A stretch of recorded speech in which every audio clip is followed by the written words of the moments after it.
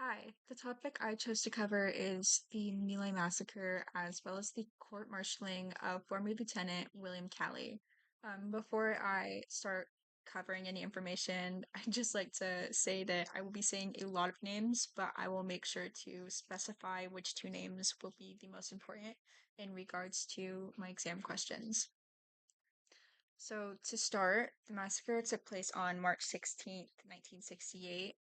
If you look over here to this map, you'll see that it's a map of the village Sun Mi, which was located in the Vietnam Republic.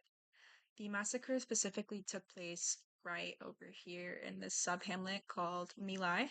Um, it happened earlier in the morning, when Lieutenant William Calley and his platoon, which was part of Company C, were airlifted by helicopter into My Lai with this idea that they were going to take offensive action against the 48th Viet Cong Battalion. So you can probably imagine how tense they might have been, waiting for that. When they entered My Lai, they weren't met with any attacks or ambushes. There were no traps set. No fire was, you know, they didn't receive any fire upon entrance. So they were, rather surprised. Um, they were actually they just witnessed villagers going about normal morning routines. It was peaceful. It was a lovely morning. Um, but some soldiers still open fired on civilians and even livestock, just because. Um, the villagers were, then forced into groups of 30 to 40 by soldiers before being spread out throughout the sub hamlet. Um, William Calley, who is definitely one of the men that you should remember, had instructed Private First Class Paul Miedlo to quote unquote take care of a specific group of Vietnamese villagers. Callie then left, but returned just a few moments later to ask why Miedlo had not done as he had asked. Miedlo said, we are watching them, to which Callie replied, no, I mean kill them. The two men had then opened fire, ultimately ending the lives of the unresisting people. It was estimated that about 300 civilians were murdered between 7 a.m. and 11 a.m. I know there's a lot of text on this slide, but what's really important is right over here on this left side here. So who was Hugh C. Thompson? He was considered the hero of the My Lai Massacre, which makes him hugely, extremely important. He was part of an Aero Scout unit from the Americal Division's 123D Aviation Battalion. He had orders to locate enemies and relay information to friendly ground forces.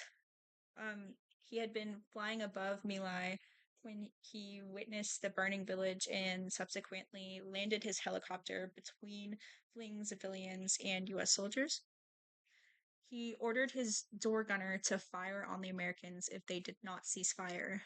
Thompson was then able to evacuate some villagers.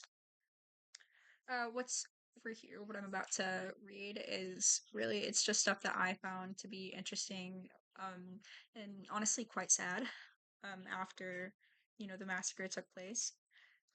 So after, returning to base, he reported what he had seen to his commanding officer, Major Frederick Watkey, who told Thompson that he had passed on the report to Lieutenant Colonel Frank A. Barker, who, as Callie's battalion commander, was responsible for the operation against My Lai. But really, Watkey did not take any further action to report the war crimes to higher ups because he thought Thompson was being dramatic.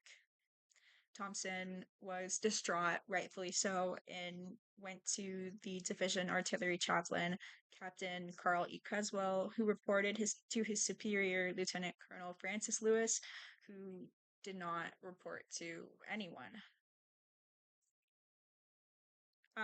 So none of the soldiers were ever charged for their war crimes, and actually after the incident, I think it was a week after the incident, um, Colonel Oran Henderson reported to Major General Samuel Custer and said that no villagers were gathered together and shot by U.S. soldiers, in that the claim of a massacre was very obviously a Viet Cong propaganda move to discredit the United States in the eyes of the Vietnamese people. Due to his false report, the incident was hidden until April of 1969 when ex-soldier Ronald L. Reidenhauer wrote letters describing the massacre to the White House, State and Defense Departments, and also 23 congressmen. Um, an investigation was then launched and resulted in charges against the officers and enlisted men who had been present in and around My Lai, and against the officers who had helped to cover up the war crimes. 13 officers and enlisted men were charged with war crimes against humanity, and another 12 officers with having actively covered up the incident. Only 4 officers and 2 enlisted men were tried, and the charges on the others were dismissed with a lack of evidence. So, a court martial is the military's highest level trial court, and it tries service members for the most serious crimes. So, those who had been court-martialed included, William Calley, Captain Ernest Medina, who was Calley's company commander, Captain Eugene Kotuk, who was the battalion intelligence officer charged with cutting off the finger of a Viet Cong prisoner during an interrogation, Colonel Oran Henderson, the brigade commander, and also the man who filed that false report after the massacre and helped cover it up, and also 2 non-commissioned officers, Sergeant David Mitchell and Sergeant Charles Hutto, who were both charged with shooting unarmed villagers.